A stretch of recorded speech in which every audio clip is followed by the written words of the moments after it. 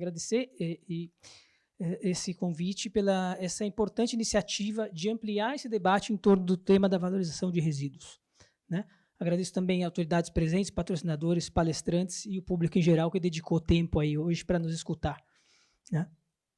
Eu acredito que esse tema proposto é de extrema relevância para o momento atual, né? Tem forte ligação ao meu trabalho diário. Eu sou diretor comercial e head de vendas da Tonra Brasil, é uma empresa norueguesa com mais de 50 anos de experiência no setor de reciclagem, coleta, separação, mineração e seleção de alimentos. Isso aqui é um pouquinho da gente. No escritório do Brasil, a gente se ocupa da parte de reciclagem, mineração e alimentos. Estamos no Brasil já há 11 anos, né, com sede aqui em São Paulo. E dentro disso a gente quer participar e colaborar junto com o trabalho de vocês. Então, a minha missão hoje é moderar esse painel, né, os desafios e oportunidades na valorização energética de CDR. Se falou muito em oportunidades e também desafios, que até é uma das perguntas que eu gostaria de fazer aos senhores, né? Aqui com o Cristiano, o Tiago e o Francisco, que está nos escuta de casa, né?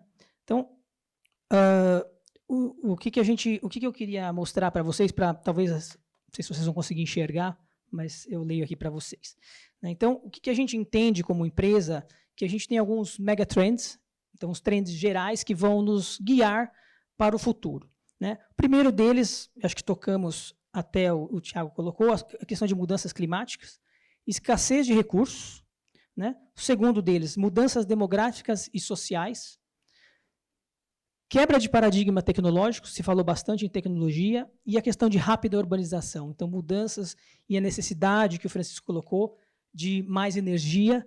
Eu me lembro, quando era pequeno, na minha casa tinha uma televisão, uma geladeira, um chuveiro elétrico, uma máquina de lavar, e era isso. E hoje, se a gente pensar o tanto de consumo, por exemplo, residencial, é muito maior que se dirá nas indústrias, né?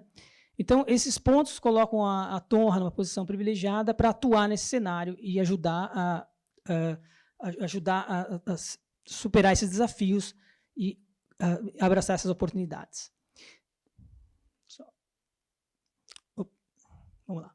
Então, alguns dados que eu achei interessante trazer, né? Então, se estima que até 2025 a geração de resíduos sólidos deveria crescer em cerca de 70%, né, quando comparado aos níveis de 2010. Então, 32% de todas as embalagens plásticas produzidas globalmente terminam na natureza todos os anos. Então, o que fazer com isso, né? E 20% dessas embalagens plásticas, elas podem ser reutilizadas de maneira lucrativa e 50% delas poderiam ser utilizadas de mesma maneira se durante esse processo essa questão de circularidade na economia fosse adotada durante esse design, né? E se nós continuarmos com as práticas atuais, sem mudanças como essas que estamos fazendo aqui, as empresas aqui apresentando estão se propondo a fazer, em 2050 se estima que a gente vai ter mais plásticos do que peixes no oceano, né? Para concluir, a questão, esse rápido infográfico da Ellen MacArthur Foundation, né, que quando a gente olha para a questão de circularidade de economia, de upcycle, vamos dizer, que garrafas que viram garrafas, embalagens que voltam a ser embalagens, apenas 2% delas tem essa finalidade, né?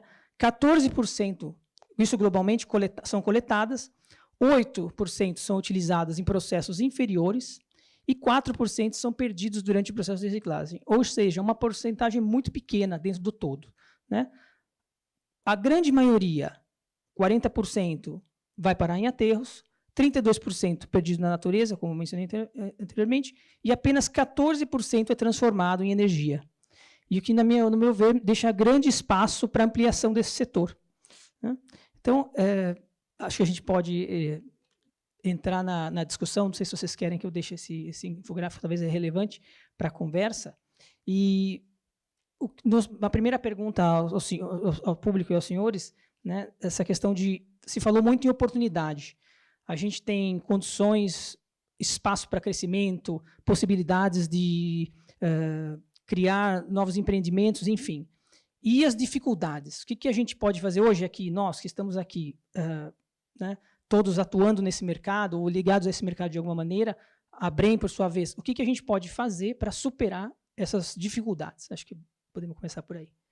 Então, sobre a questão de dificuldades, né, e como é que a gente poderia, vamos dizer, iniciar um trabalho nessa frente?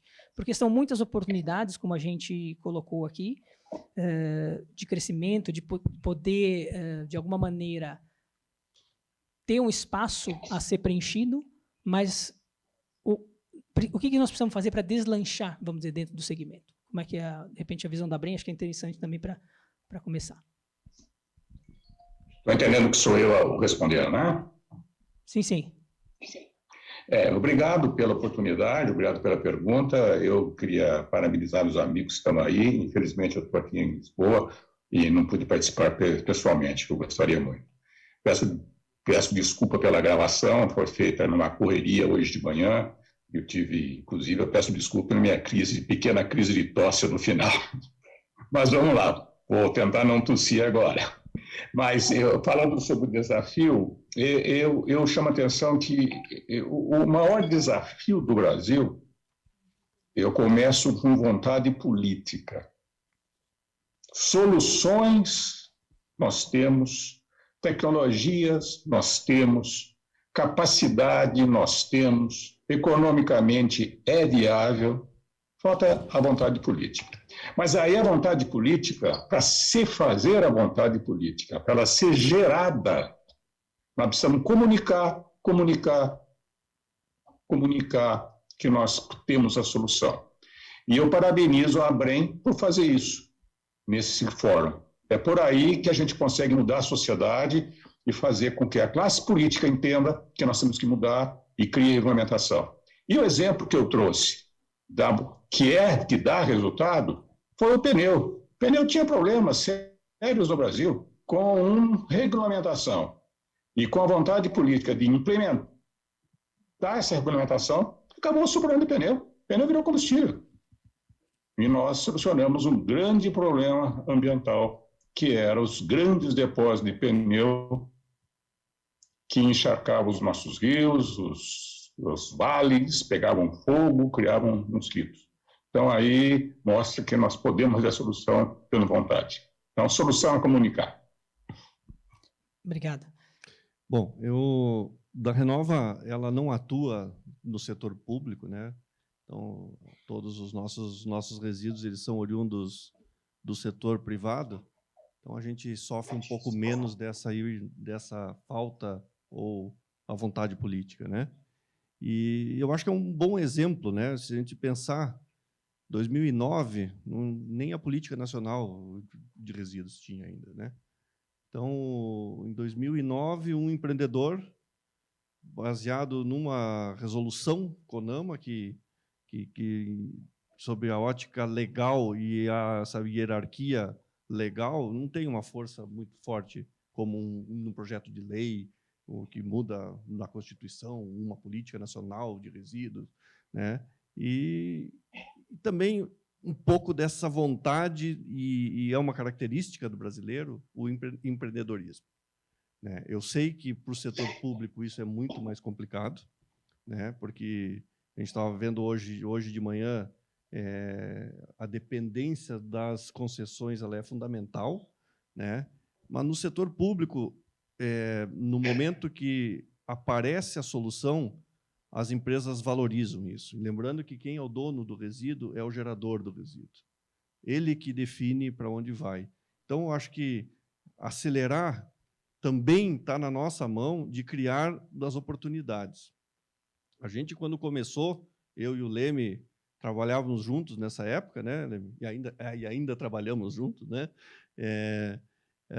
Em Goiás, no estado de Goiás. Eu ontem comentava isso com o pessoal da Votorantim. A gente fez um estudo de mercado para implantação de uma planta de CDR no ano de 2006, 2007, uma coisa assim, né, Leme? Não lembro exato. Isso. Né? Daquelas de porta em porta, gerador, olhar quanto que tem de resíduo. Resultado, 300 toneladas por mês. Né? Então, e será que só tinha 300 toneladas por mês? Não tinha solução. Os próprios órgãos ambientais não conseguiam fomentar outra solução que não fosse o aterro, porque não tinha solução. Então, respondendo diretamente um pouco no setor privado, um pouco dessa atitude também ajuda da gente, como empreendedor, criar a solução, né? Óbvio que isso requer muito espírito empreendedor, mas isso está no sangue do brasileiro. Bom, e para complementar... Acho que o Thiago quer só... Não, quer concluir? Concluir, Francisco?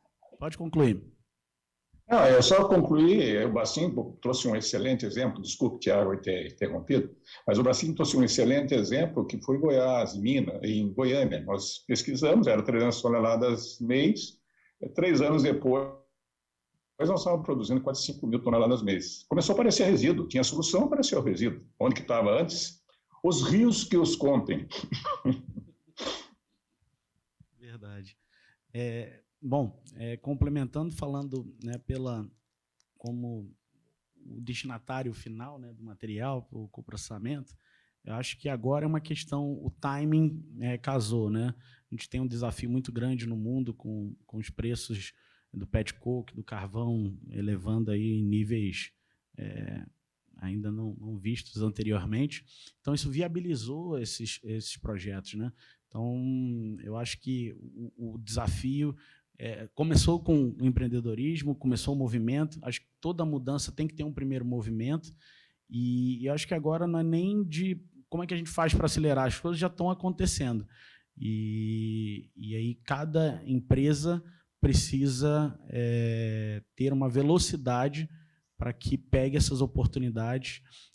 Um ponto que eu acabei não comentando, mas para pneus, começou com uma disponibilidade muito grande de material. Hoje o mercado é acirrado, é um volume que é muito valorizado, tem um preço de mercado alto. O CDRI vem mudando também, e o que a gente vê, como você mesmo apresentou, é o crescimento do resíduo sólido urbano pelo crescimento das cidades.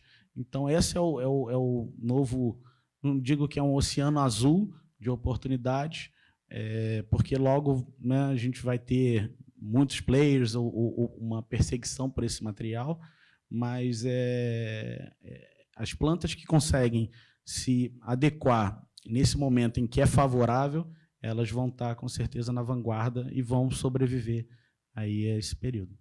Bacana, obrigado. Eu vou fazer aqui uma provocação, então, porque juntando um pouco do que vocês falaram.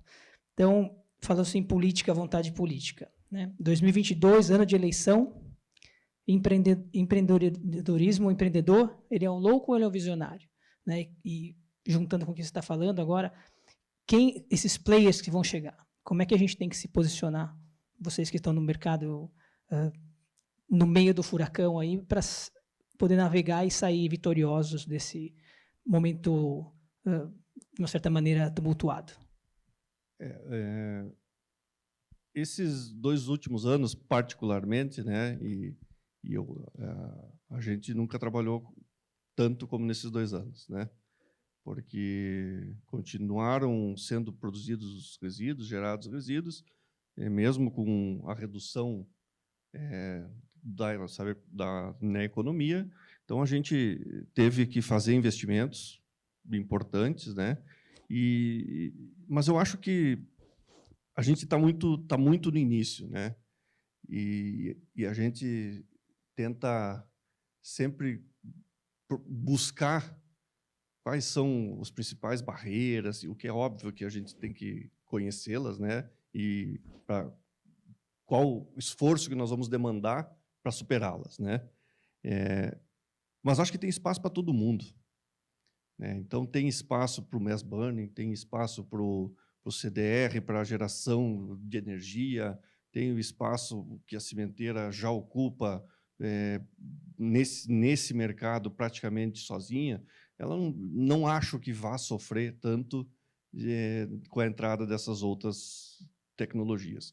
O que a gente realmente precisa é fazer com que esses resíduos sejam tratados antes e somente rejeito que vá para uma destinação final, né?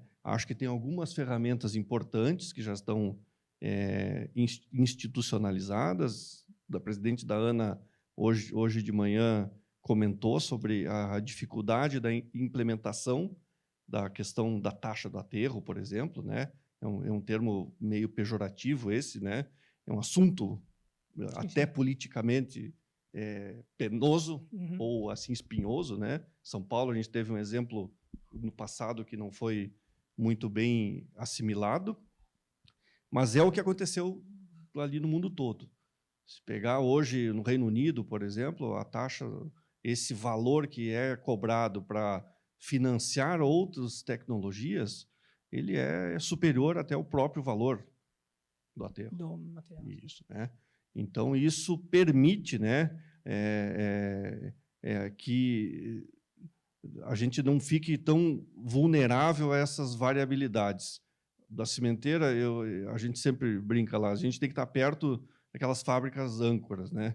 Ou seja, mesmo com as oscilações que tenha no mercado de cimento, tem algumas fábricas que elas vão continuar produzindo cimento. Então, isso traz a estabilidade. Com a reciclagem, a gente sofre um pouco mais com isso. Então, acho que quanto mais fontes se desenvolverem,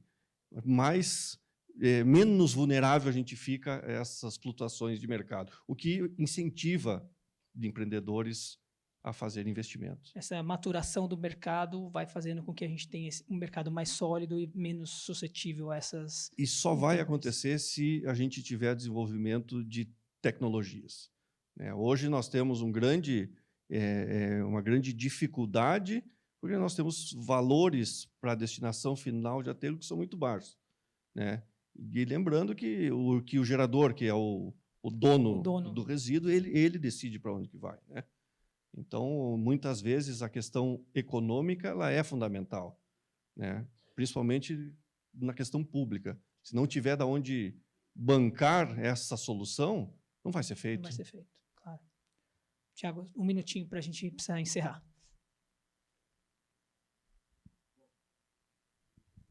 Bom, quando você fala desse cenário, que a gente vai entrar num cenário de eleições, muita incerteza, né? Mas o mundo vem vindo de muita incerteza, né? Em março de 2020, a gente não imaginava que viria Covid-19.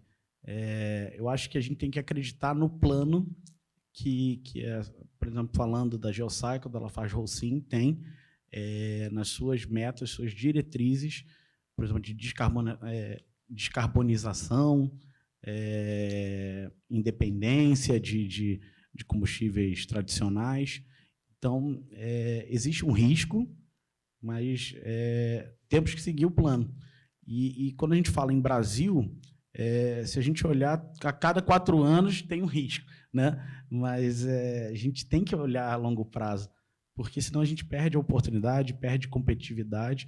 E como eu comentei na minha apresentação, o futuro são os impactos de CO2, são o próprio impacto, não tirando os outros custos, mas é o frete, é o coque de petróleo.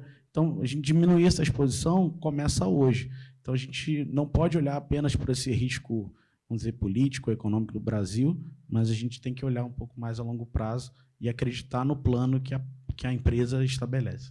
Enxergar mais as oportunidades que as dificuldades. Exatamente. Perfeito. Francisco, últimos 30 segundos aí para fechar. Pelos 30 segundos, eu vou tentar ser breve. Eu acho que para mudar isso tudo é união. O Tiago fez a sua apresentação e falou união. União dos agentes do bem, que querem ver um futuro mais limpo, que querem resolver o problema do saneamento, onde o waste to energy é a melhor solução. A academia está junto, a universidade está junto, os agentes políticos estarem juntos.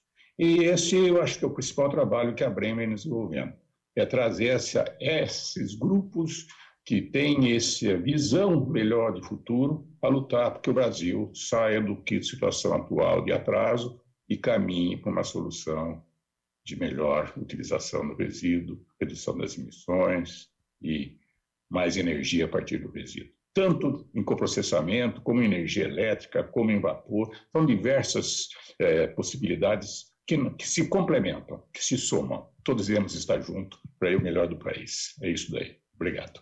Perfeito. Obrigado a todos pela participação hoje. Se alguma pergunta final, temos que encerrar, estamos sem tempo.